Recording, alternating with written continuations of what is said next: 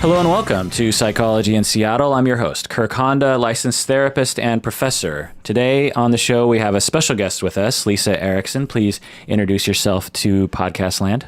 Thanks, Kirk, for inviting me to be on. I've been a professor at Antioch for 20 years. Mm-hmm. I have a private practice in Seattle, Washington, where I specialize in working with gifted adults, addictions, and trauma. I also am clinical director at Cowlitz Tribal Health Seattle, which serves urban Native American children and youth. What are your tasks involved there? Program development, supervision, and I see a few clients there as well. So how long have you been working in the field? Since before a lot of people were born. Over 30 years. Over 30 years. Yeah. Okay, so very experienced. Yes, I've been president of the state Washington Mental Health Counselors Association. I was co-chair of the Department of Health Advisory Committee. And I do continuing education trainings on topics like giftedness, but mostly professional ethics, technology, things like that. And then nationally, I present on topics related to giftedness and working with the high IQ client. Okay, which is today's topic. You're here to talk about clients with high IQs and Yes. the issues that clinicians should consider perhaps when working with people like that. So tell us about that. First of all, having taught for 20 years, I realized that no one ever talked about the characteristics of having a high IQ. Yeah. And so when I stumbled into this material, I was shocked. So I started reading pretty voraciously and realized that it was pretty significant that most clinicians don't know that there are some neurological differences associated with having a high IQ, and they're frequently misdiagnosed. Like what? What might they get misdiagnosed with? ADD, ADHD is a big one. If you can imagine the bell-shaped curve that we're all sort of familiar with the high point being average IQ. Mm-hmm. And on the far left are people who have cognitive disabilities, and people on the far right have a high IQ, and that's usually considered to be 130 or greater.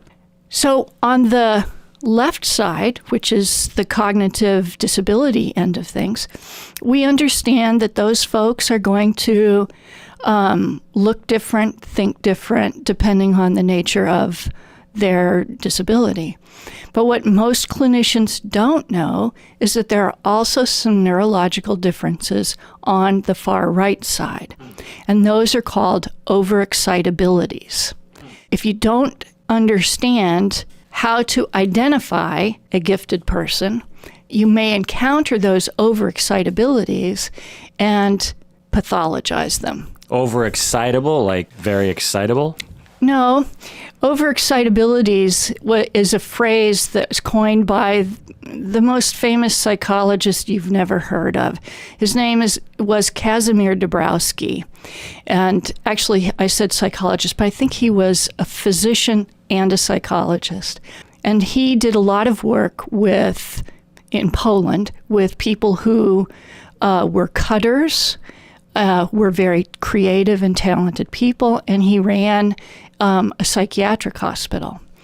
So he coined the term overexcitabilities, which in Polish, the correct translation would be supersensitivities. So it's just a lousy translation from the Polish with overexcitabilities. But in gifted land, overexcitabilities is the term that's used, and as a shortcut, they're called OEs. Okay. And what would they refer to observationally with people? There are 5 OEs, or overexcitabilities. One is psychomotor. So that person is going to be really antsy. They're going to be potentially quite athletic. They have a lot of energy. Okay, so there's sensual. It's not a sexual thing. It's being very tuned into music, abrasive things like not liking scratchy wool, not liking tags on the back of shirts, not liking wrinkles in your socks. That's me. Okay. I will, you cut the tag off the shirt And then you can still feel the seam. Yeah, you can still feel it. So I like shirts that have no tags when they sell them, and wool shirts or wool sweaters just drive me nuts. Awful. Yeah. People who have essential overexcitability, they also like new sensory experiences. They like music, food. They're just sort of really oriented towards sensory experiences. The third overexcitability is intellectual overexcitability. And so those are people that are very curious. They ask a lot of questions. In a class, they can be a pain in the you-know-what. They are pretty passionate about learning everything they can about the topic that interests them. And they enjoy problem solving. The fourth overexcitability is imaginational overexcitability. These are people that as children may have had imaginary playmates. They created fantasy worlds. They are very expressive and vivid in their vocabulary. They enjoy storytelling, so they might embellish things. They like really amusing visual things, private jokes. And they often can link unrelated things in creative ways. And the last one is emotional overexcitability. And that's where a person is very sensitive, can know what another person is feeling before the other person acknowledges it or knows it. They get very attached to other people. They might have a lot of fear, a lot of anxiety, and they're also very tuned in to being able to express how they feel. So is the idea that people with high IQs are more likely to have those sensitivities? Yes. However, there are combinations of them. So Dabrowski, the most famous Polish psychiatrist you never heard of, who was friends with Maslow, Carl Rogers, those folks, he said that you really need to have intellectual overexcitability and emotional overexcitability. That those are like some of the most common overexcitabilities.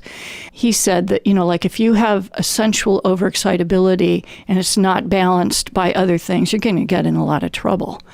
I do a lot of work with addictions, and so I end up with a lot of very smart alcoholics who, on some level, manage their intensity by using substances. With these overexcitabilities, a hallmark feature of people with a high IQ is that they tend to be pretty intense. So you have a kid who's born with a capacity for high intelligence, and as a part of that, associated with that comes these sensitivities. Or is the theory that when you have these sensitivities, that is the definition of what makes you score high on intelligence tests? It is possible to have a high IQ and to not have overexcitabilities. But in some ways, that's a bit of an unusual combination. And that sort of renders the person with a high IQ but without overexcitabilities, it kind of, I think it has sort of a suppressing effect on their IQ because they don't have that intensity. Another word that is used in giftedness is a word called Entelechy. And that's like a real internal drive to be as good as you can possibly be. So people with high IQ and passion can go further than people with a high IQ without it. And so passion is sort of a more understandable word than overexcitabilities. But clinically, knowing about the overexcitabilities will lead to a better diagnosis. Those overexcitabilities are frequently pathologized. There's a common misconception that a gifted person, what problems could they possibly have? Why would they be a problem in school? Well, there are some real reasons. They're often not identified. They're bored in class, so they may act out. They might be very high energy. And so a teacher might say, that's a kid with a learning disability. Or the kid might be really bored, stare off into space, be inattentive, and that can also be misdiagnosed as a learning disability. Now, I'm not saying that gifted people don't have learning disabilities, but that diagnosis is very tricky to make, and the clinician needs to know about giftedness and learning disabilities. And the common diagnostic tool that's used to diagnose learning disabilities has a very high false positive rate. Right. So you have a kid that is, say, 4th, 5th grade and is distractible and maybe not getting such great scores on their homework because they aren't doing much of it. Then the teacher gets concerned and will often turn to ADHD and say, this kid needs stimulants. Right. And then they get referred to a clinician to evaluate them, and there's various different roads that would take. And often it just involves a symptom checklist for the most part. Yeah. And someone says, and asks the mom or the teacher, is this person distractible? Yes. Does this person have a hard time staying on task? Yes. So for some of those people, they might have an actual brain disorder or a brain condition that has them have a deficit in an ability to stay on task. Yes. For other kids, you're saying that they're so intelligent that they are bored and not paying attention, not because they're not capable of it, but because they're not stimulated enough. For those that have the learning disability, if you stimulated them more, they would fall behind more because they have that disability. For the kids who are exhibiting the same symptoms, the solution isn't stimulants, it's providing more stimulation for academic stimulation, harder work, more active work, more physical work, or sort of thing. Right. So a common thing, if a child has finished an assignment, so let's say that Jane is working on long division. She's been given 10 problems. She's done them in nothing flat because she learned how to do them 2 grades ago. And she's like, give me something else to do. The teacher is inclined to then give her more long division problems. That's not a useful strategy. What would you suggest? Well, first of all, I don't know Jane. And there are a variety of overexcitabilities. But I'd want to know what interests Jane. What is, so she figured out long division a while ago. She's sitting around twiddling her thumbs while her peers are still struggling away at it. And she's thinking, there must be something wrong with me because maybe I'm not doing this right. Everybody else is working really hard at it and I'm not. I must be missing something. Or she's really bored and she tries to engage her other students to get them kind of to have something to respond to. Mm-hmm. And so the teacher doesn't think, oh, Jane is gifted. The teacher thinks Jane is a problem. I'm having to spend a lot of time, classroom time, managing Jane. I imagine that there are listeners out there that might have kids and they might be going through something like this where they have a kid that is having some issues, or a client, obviously. Yeah. And I think that there's a lot of confusion about how to evaluate this, I'm guessing, because it's just me reacting to what you're saying. Mm-hmm. I think that it sounds, very valid, and I'm sure there's lots of research that goes behind this, and it makes total sense.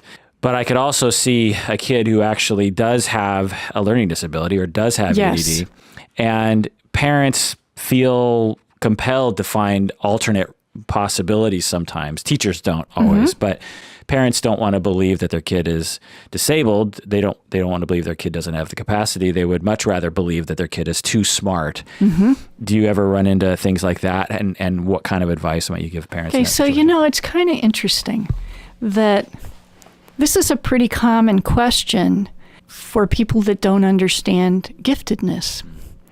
It's not so much that parents want their child to be gifted. If their child is gifted, they have a hard time keeping up with the child. So having a gifted child as a parent is less, oh, Johnny is fantastic, and of course he's gifted because he's our child. It's not like that the vast majority of the time. It's more like, oh no, what do I do now? Because they're intense and they want a lot of stimulation. And if they get bored, that's not a good thing. They have that rage to learn, entelechy, that drive. And so parents have to work with their kids to understand overexcitabilities, to not pathologize the overexcitabilities, but to help a child manage them. Mm-hmm. Then the other thing that happens is that there's a cultural resistance to acknowledging giftedness, that it's perceived as bragging or being inflated or being grandiose. I once had a really compelling email from someone who came from a very large country where there was a big emphasis on academics, and he had scored like in the top 5 of the people in his country, and he wanted some mental health treatment in his country, and his psychiatrist did not know anything about giftedness and said, you're narcissistic. So when he came to the United States, he'd found my website, and he sent me this really long and impassioned story about, could this be me? And I was deeply moved by that. That's actually more often the case. Right. We have a very weird relationship with intelligence in this culture. Yes, we do. You're supposed to be smart, but if you act like you're smart or appear smart or are smart and somehow it gets out, it is seen as bragging, or you're inflating yourself, or you're narcissistic. Right. Someone who says, I mean, I could just totally imagine this person that emailed you. I could imagine him, without knowing the cultural landscape, I could imagine him telling someone, yeah, I have an IQ of 145, and a lot of people really bore me with their slowness. And at my work, I can figure things out better than my boss can because I think he or she has a IQ of average IQ. I can see the gears turning in that person's head, and I'm a step ahead. All that can be true because that's what intelligence is. That's what aptitude is. But of course, if someone said that, admitted the reality, they would be labeled narcissistic faster than you could, say narcissistic, which takes a little bit of long time to say. And then on the other end of the spectrum, we have people with low IQ that, of course, we don't want to talk about that either. We have a really hard time talking about it. But we have compassion for them. Right. But we also don't want to look at them. We don't want to talk about them. We don't want to think about it. I mean, the thing that I often tell people is that, and the thing I often remind myself is that the average IQ is 100 by definition, right? And 50% of people have an IQ above 100 and 50% have below 100. And the reason why I say that to myself is I have to remind myself that there's a wide spectrum of intelligence in our species, and that those variations will manifest themselves in our interactions with people. And some people are going to be highly intelligent and able to figure things out very quickly, and some people are not. And they don't look different. Smart people don't look different than average people, then don't look different than below average people. Everyone looks basically the same, but their brain is different. Yes. So, in the autism community, there's a growing identification with the concept of being neurodiverse. And gifted people are also neurodiverse. Now, some years ago, I wrote an article that was posted on a gifted website, and then, people could write comments about it. And this woman wrote, and I've kept that because I think it's really very good. I'm not sure if she was a clinician or not, but she said she was in a diversity workshop. And part of the group task was to identify what minority groups you are a part of. And she said, I felt very comfortable saying I'm a lesbian and being out about that. But what I could not say and did not feel comfortable saying is that I'm gifted.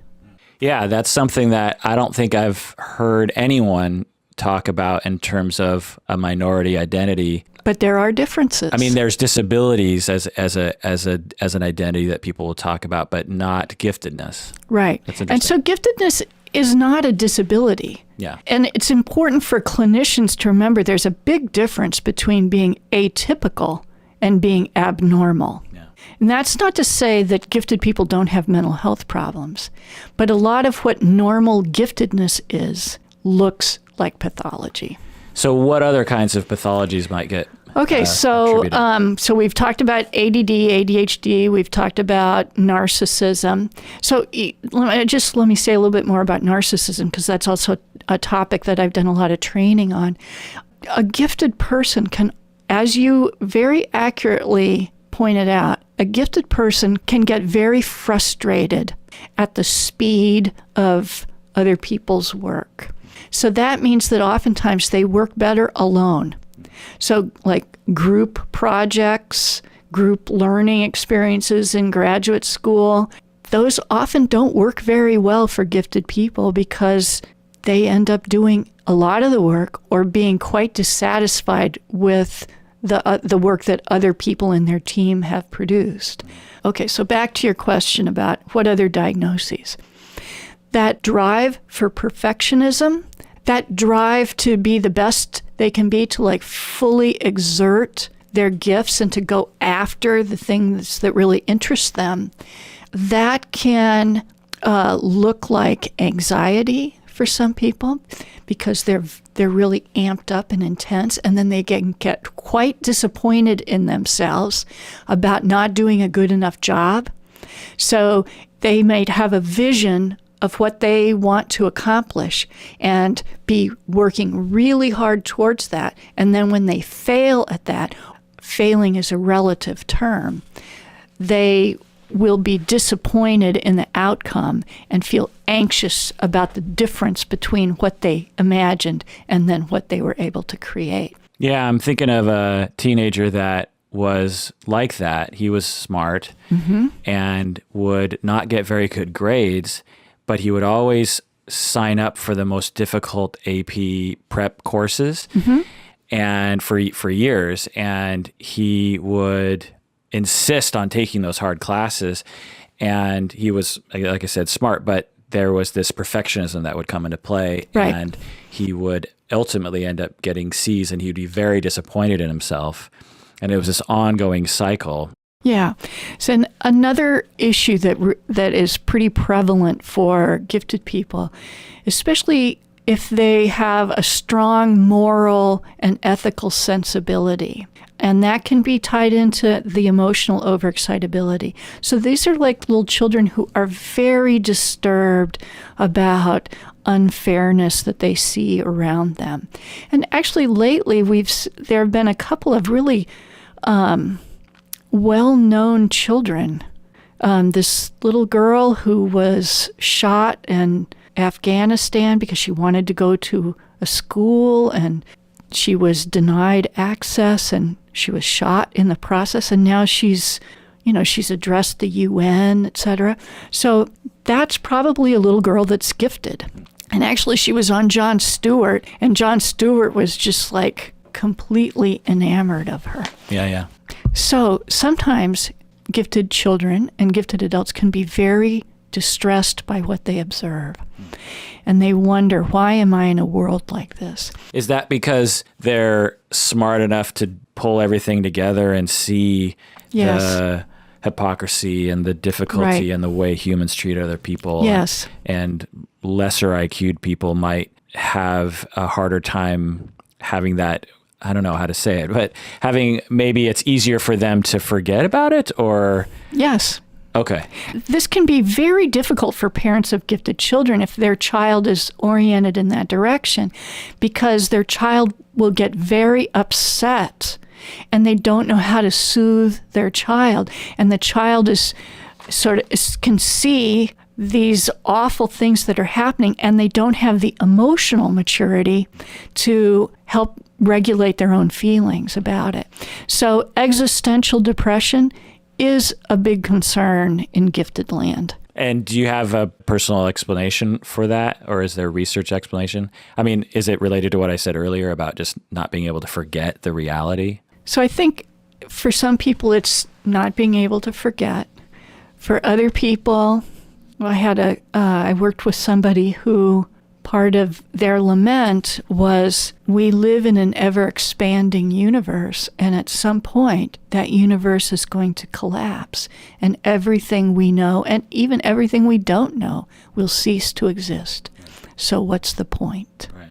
So these are the kind of existential concerns that can really rattle around in a gifted person's head. Interesting. So that person might be misdiagnosed with depression when in reality, I mean, they might have the symptoms of depression, but not the neurological condition that would lead someone to have depression for no reason. They're depressed because of this existential reality that they think about a lot. So for a gifted person who's depressed, they may get medication, and the part of their depression that is biochemical resolves, and they're still left with the existential depression.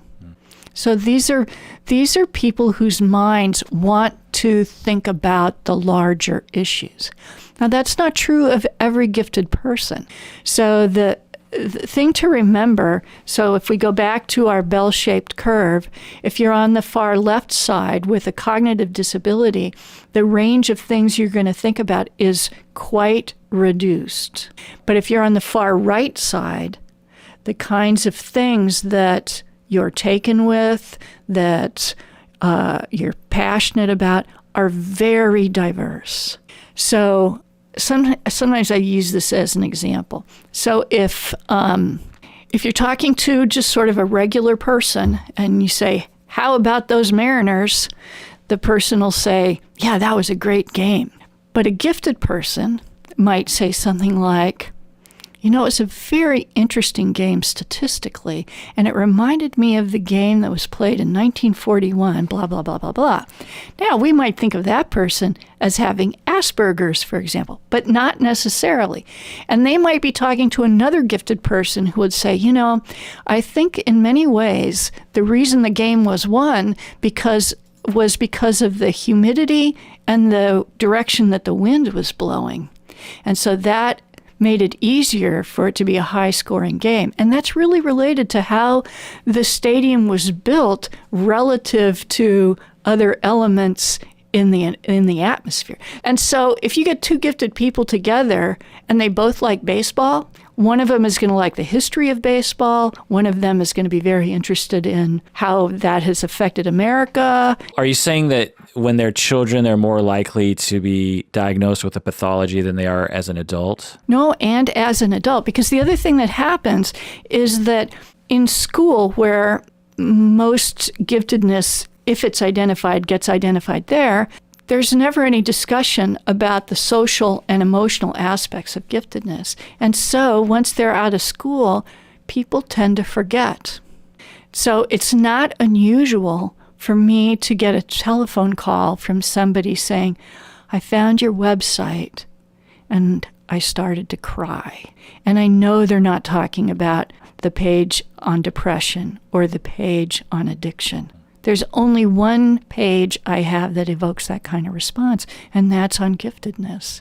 Because they read the characteristics and they're like, "Oh my God, I thought something was wrong with me." Yeah, I could imagine that based on what you're saying, that because we don't talk about it and because we pathologize it and because we also look down on people who talk about their giftedness, that when they come across this explanation and this validation for their experience, that it might be the first time they've ever come across anything like that. It's very analogous to the coming out process for gays, lesbians, bisexual, and transgendered folks. So how can we help people in this situation? Well, I think that the most important thing is to read about overexcitabilities.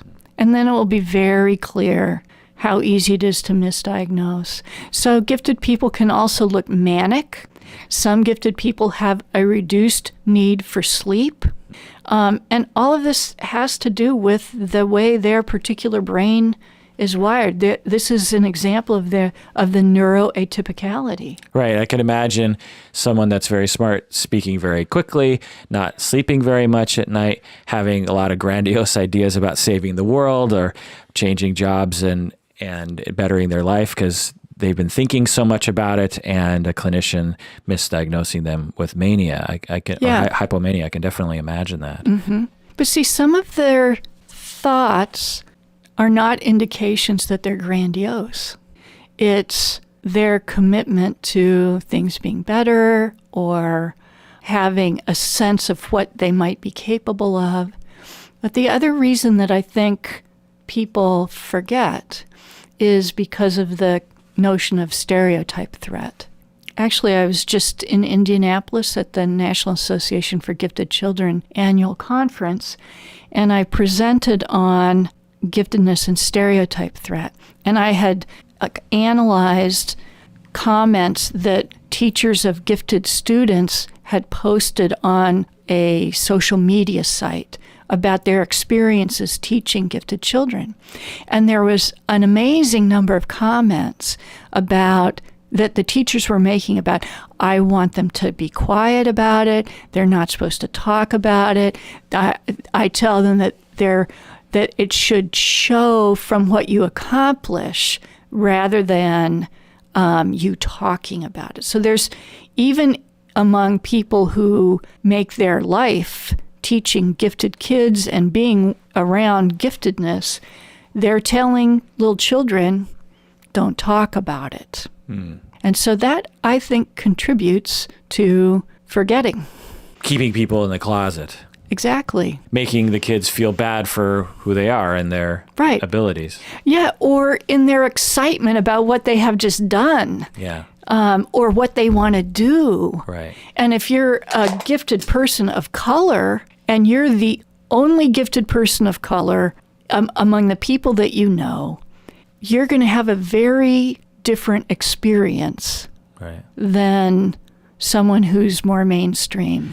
Unless you're Asian like me, and then you're just living up to your parents' expectations because of the value put on schoolwork and intelligence. And achievement. Yeah. So there's a difference between achievement and ability. And oftentimes IQ tests are measures of achievement.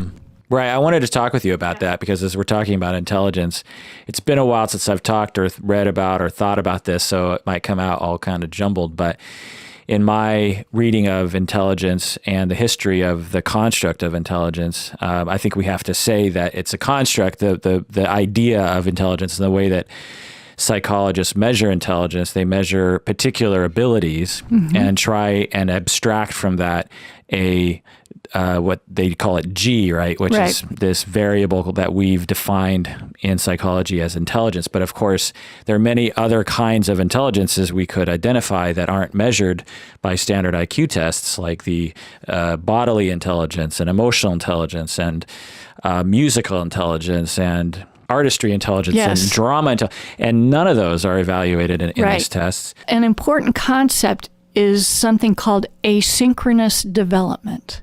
And that speaks to what you just said, that a person can have a gift in a certain area and not in another. Now, the use of the term gifted is something that almost everybody hates. There's just not a good word to describe the high IQ person. And even IQ, as you have pointed out, is in many ways a social construct.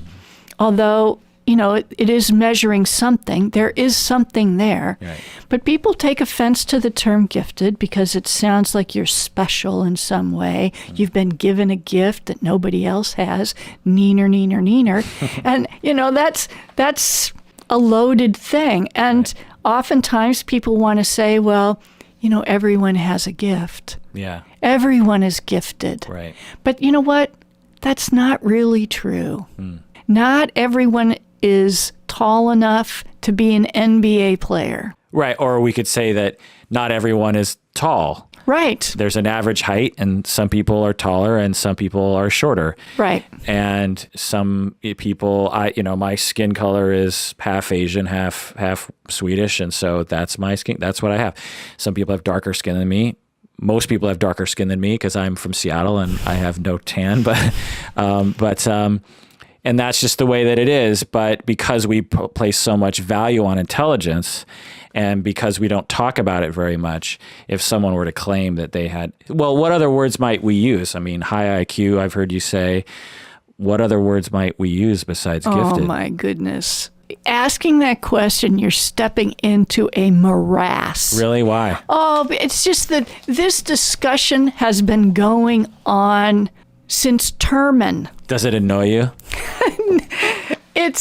I've sort of given up on finding the right word. Is it because you used the word gifted and heard so many people rail about the usage of that word, but that's the best one you have going for you?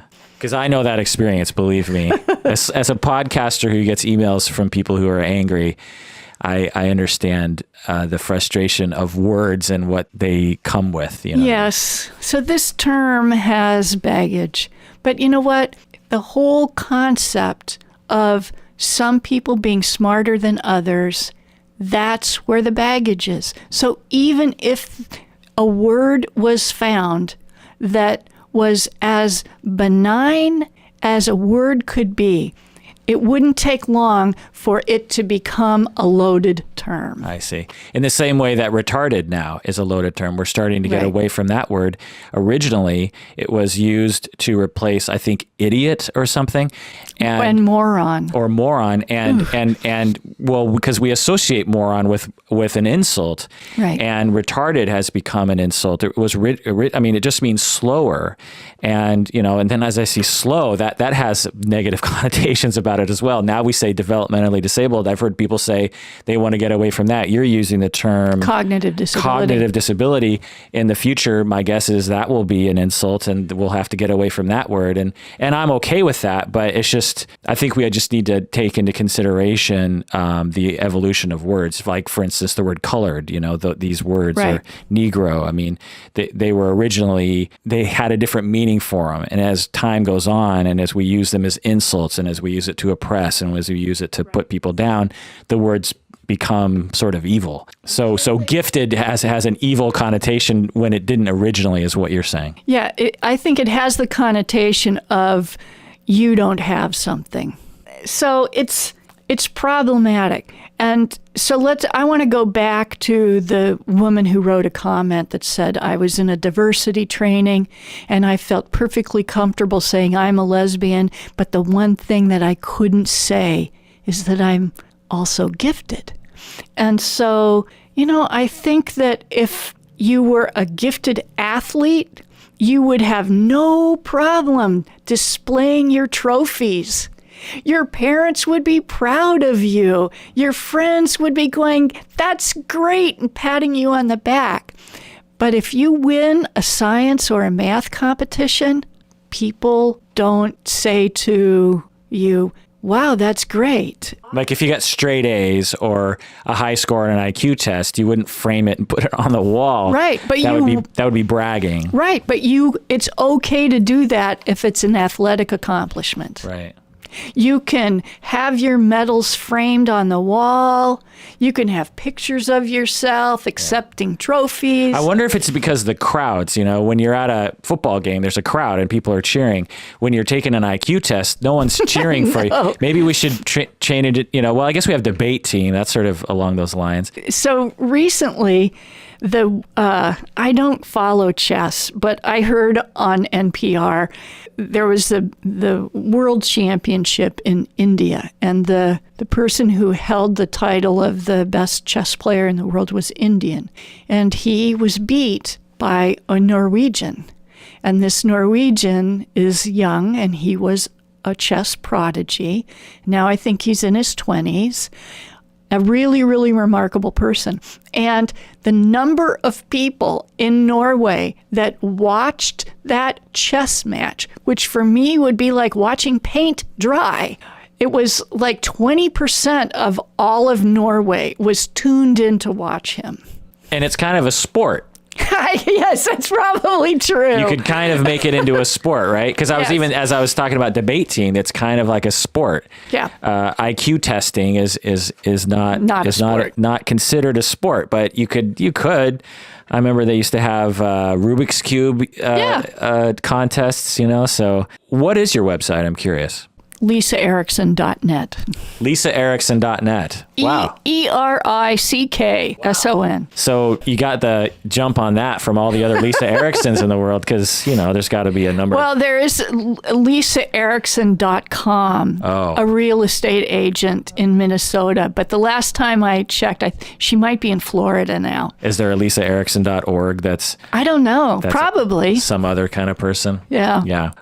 So they can go there and they can click around and find your gifted tab or page, and you have an explanation there.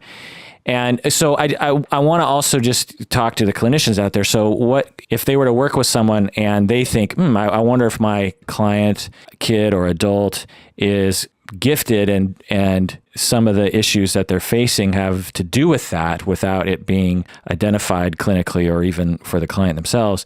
What might they do? And I know that's a very general question, but... I wrote an article for Parenting for High Potential, which is a division of NAGC, that was really for parents about how to vet a therapist.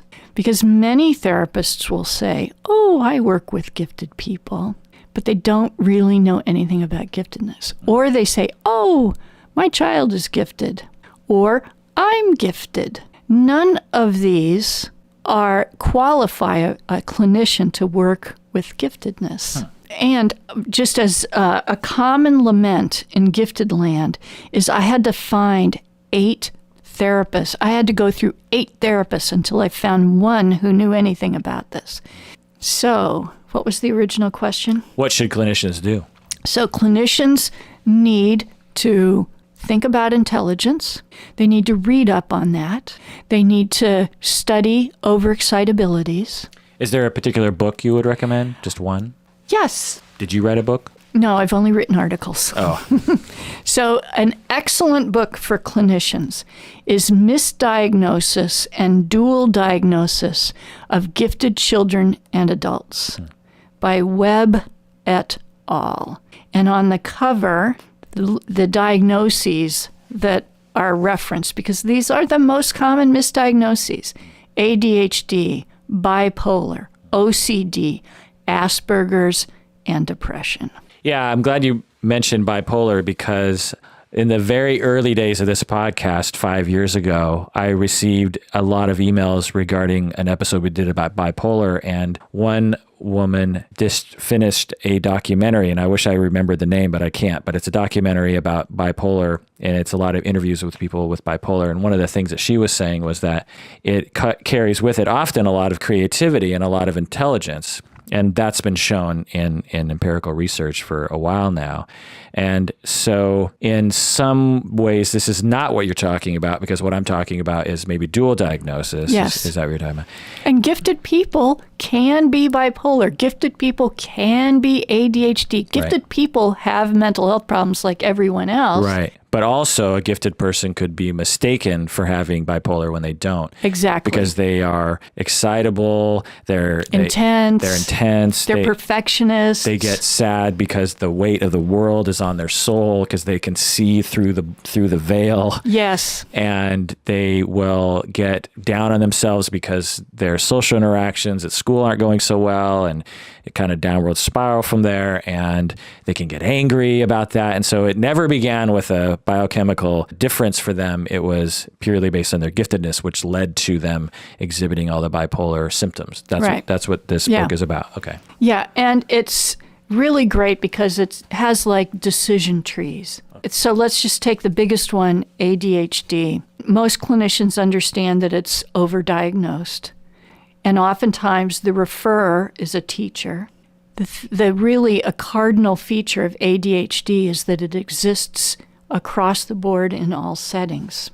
If the teacher is the only person that sees that behavior and the child is fine at home, that's a strong indicator of misdiagnosis.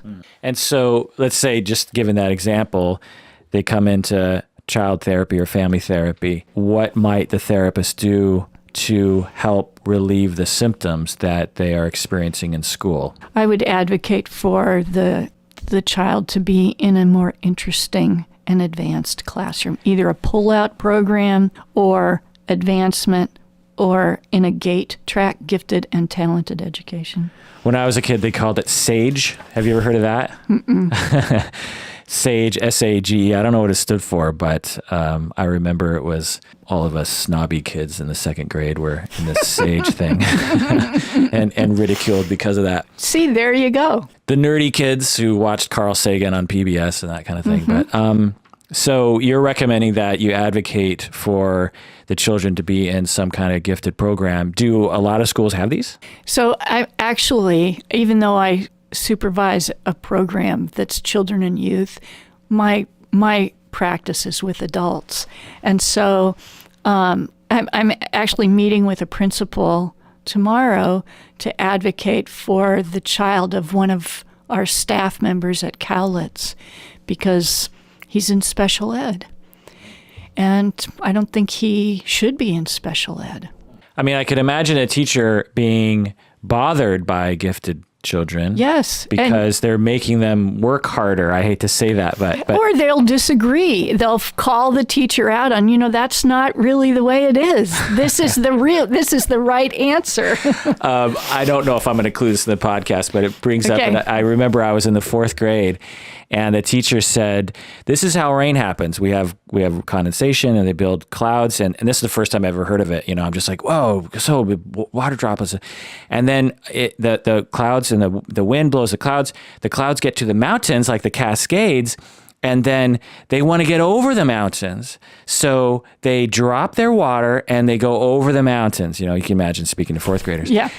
And I remember going in my head, clouds don't have brains. They don't want anything. They can't think, I want to go over this mountain. I'm going to drop water. It doesn't make any. And so I raised my hand, and I don't know the way I articulated the question, but I think I said something like, how does the cloud know to want to drop its water to go over? And I remember she just looked at me and said, well, it just does. Oh, that is such an unsatisfactory answer. And I remember just thinking to myself, she doesn't know what she's talking about. And this is the first moment where I really remember thinking that teachers aren't necessarily very intelligent. They teach things, but they don't necessarily know what they're teaching. I've kind of pulled together some stuff to give to a teacher tomorrow, and I think kind of germane to this topic, it's like the difference between bright learners and gifted learners. Huh. And you and we have spent a lot of time teaching. Yeah. And so we know that gifted people in our classes can be a pain. Yeah. Because they'll want to dominate the discussion. They'll want to clarify your meaning of a particular word. Yeah. So they can be a management problem. Yeah. I mean, incidentally, I'm cool with them because I like their questions and I like their engagements. I don't like it when they challenge me, of course. But ultimately, it's probably not a bad idea for me to be challenged, especially when I'm not being very smart or talking out of my ass or something, which happens on occasion. So here are some characteristics of gifted people in the classroom. They ask a lot of questions. They're very curious. They're mentally and physically involved. So you can imagine a child is up and about. And also, if sometimes adult students will just go stand. Sometimes it's because they're having some physical pain, but sometimes it's just because they're antsy. So a gifted person in a classroom can have wild and silly ideas. They can play around and not pay attention, but test well. They can discuss in great detail. They're beyond their peers. They have strong feelings and opinions. They already know what you're talking about. It just takes 1, 2, or 3 repetitions for them to get it. And most people need 6 to 8 repetitions. They're good at abstractions. They draw inferences. They initiate things. They're intense. They love learning. They invent things. And they're good guessers. And so it takes some creativity to be a good guesser. Yeah, it makes sense. They like complexity, they're very observant, and they're highly self-critical. So a major solution for these kids is more appropriate stimulation for them, more activities that are at their level. Is that a main intervention in their life, or are there other things that, I'm guessing parents could help them understand themselves better and help them interpret their world. Like the rest of the world, lots of people don't like to move as fast as you and don't like to, when you're in a group project, sometimes you have to wait and be patient because some people, I see you frustrated with them, and sometimes that you have to give them a little bit more time. So maybe you could go do something else and come back, or you just kind of coaching them on that level. Okay, so there are websites that are devoted to giftedness. They have lots of really good articles to read. The vast majority of information about giftedness is oriented towards children and education. I would love to see more information oriented to adults, but the critical mass is with children. So my forgotten question was, and I don't know if you know the answer to this, but is the neurological theory that your nervous system is operating perhaps a little bit more faster or more sensitive or more active. And this not only increases your intelligence, but also your sensitivity and your activity level and your need for things to move faster and your need for less sleep, all those things that might not be intuitively at first associated with intelligence, but when you think about activity level neurologically, it is connected. Yes. So understandably, looking at the gifted brain is not a high priority because we have this great technology, and that technology is being devoted to brain diseases, which is very understandable. And a hot topic these days is autism. So, but there are still some theories about how the gifted brain works. And I am not a brain scientist by a long shot, so you need to take this with a grain of salt. So some people believe that the gifted brain has greater myelinization.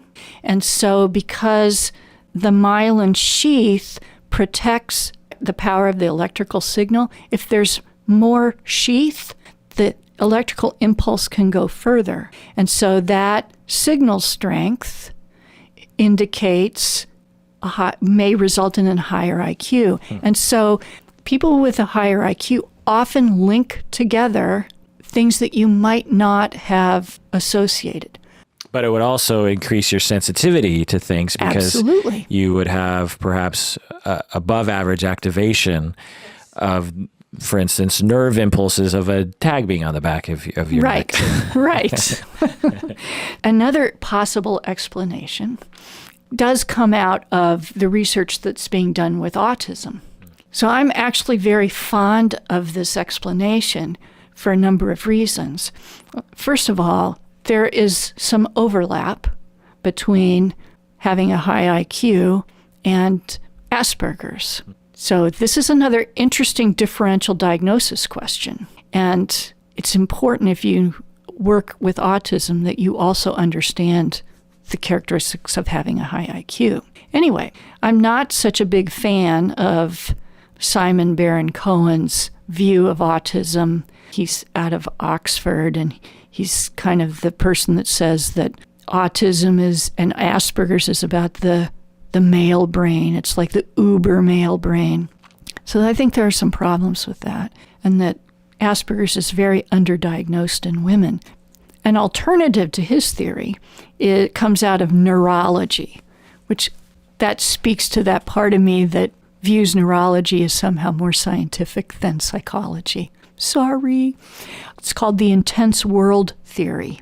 And I like that because it also lends some credence to the notion of overexcitabilities. And so the notion is that people that are autistic, it's not that they can't connect, it's that they connect way too much.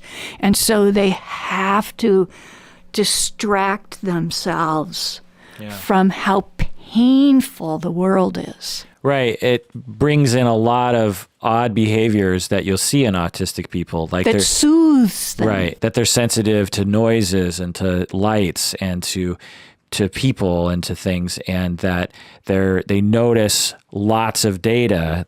I think that theory's been around for a long time, that they're noticing too much things and they can't ignore the noise to focus on the things that other people will focus on, like the eyes of the person they're talking to. You know, they're so receptive to so many things that they can't ignore everything the way that most people can. Like when I'm talking to you, I'm ignoring this thing over here. I'm ignoring all that over there because I'm focusing on you. So that would make sense. And given this sense oversensitivity or overexcitability theory, it would make sense in that way as well. So I'm quite enamored of the intense world theory that, there's a lot of hard science that goes into that. So with gifted people who are autistic, because they're gifted, they sometimes harness their giftedness to manage their autism. And so this notion that people that are on the spectrum don't make eye contact, are headbangers, that's more often than not the case when you're at the high functioning end of the spectrum. So you wanted to mention microsigns. Yes. Okay. So it may be that you are working with a client and you're sort of puzzled and you don't have the resources or the wherewithal to administer an IQ test, which IQ tests can be problematic, and you're trained in this test but not in this test, and test B would be better than test A, but you only know test A.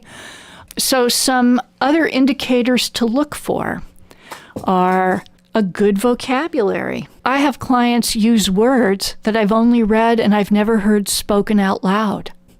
Being able to connect disparate thoughts in a creative way. Having intense interests. Sometimes moving from topic to topic to topic. And the gifted person might feel like, I can't stick with anything.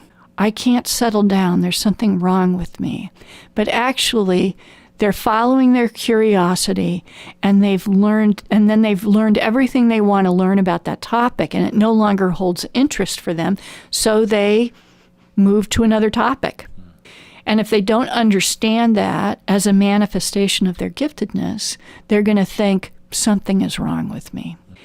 And it's really much more benign. They've just sort of exhausted their interest in that topic and they want something else. So you want to look for somebody with very diverse interests. Look for sort of unusual skill sets.